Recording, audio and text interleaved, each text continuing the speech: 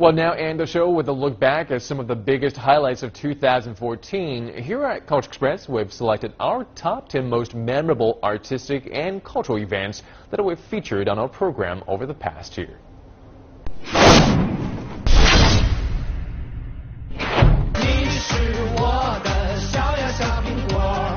Chinese pop finally took its place in the global spotlight in 2014.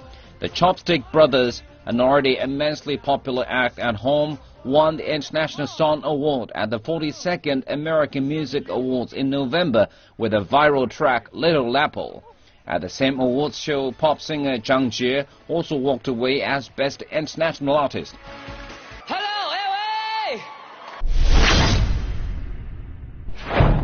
While Chinese pop artists are just beginning to make a name for themselves overseas, their Western counterparts continue to rake in huge revenue from Chinese audiences. Many of the world's top stars held concerts in China in 2014, including OneRepublic, Avril Lavigne and Taylor Swift. Katy Perry, Jessie J and Tom Odell were also in town.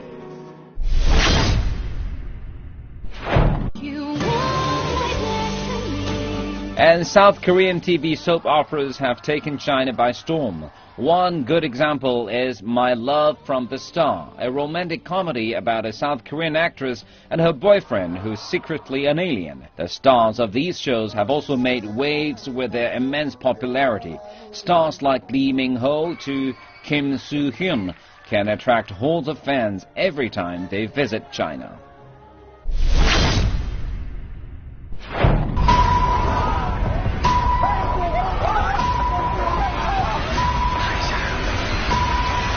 And 2014 also saw reality shows by local TV stations.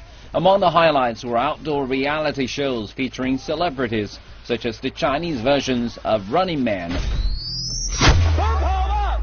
The Amazing Race, and Where Are We Going, Dad? Despite the ratings boom, there does seem to be a lack of innovation. Most of the top-watched shows originated overseas, and the content and ideas also often overlapped.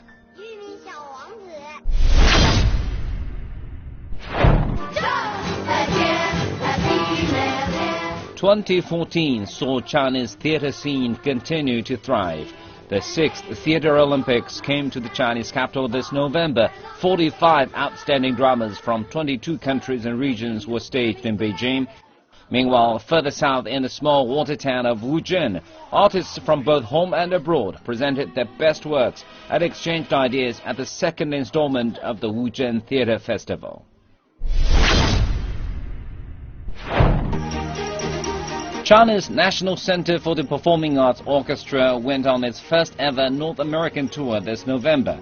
The 12-day schedule saw the Beijing-based orchestra perform in Chicago, Washington, D.C., Philadelphia and New York, and the Canadian cities of Ottawa, Toronto and Montreal.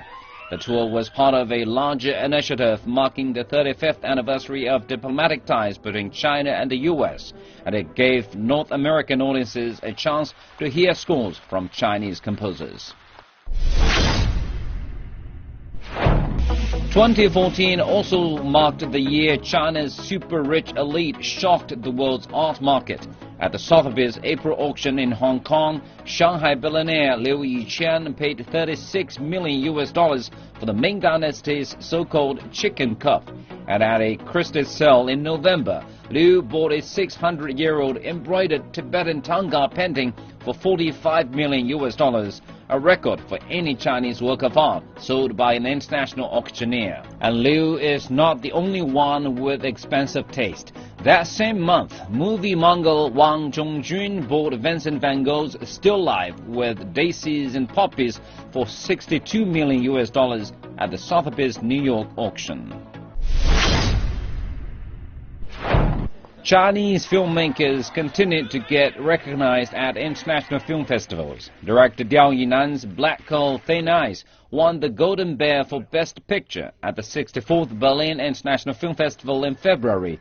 The thriller set in northern China features an overweight detective on the trail of a serial killer. Liao Fan, who played, also picked up the Best Actor award. And back home, China's movie market remained red hot in 2014. Total box offices exceeded 29 billion yuan, or around 4.7 billion US dollars. That's an increase of nearly $1 billion US dollars over 2013's total, which was already a new record high for the film industry. Although ticket sales numbers look optimistic, it's hard to say that the Chinese movie industry is doing better than ever. Not a single one of the top 10 commercially successful movies were critically acclaimed. Creating quality movies that also attract audiences remains a major concern for the future.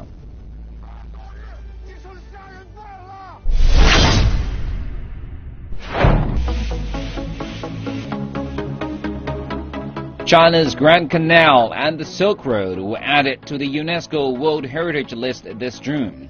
The Grand Canal, which runs from Beijing to Hangzhou, dates back 2,400 years. With the length of nearly 1,800 kilometers, it's the longest man-made waterway in the world. The Silk Road is world famous as a corridor for trade and cultural transmission between Asia and Europe, dating back 2,000 years. These bring China's total number of World Heritage Sites to 47.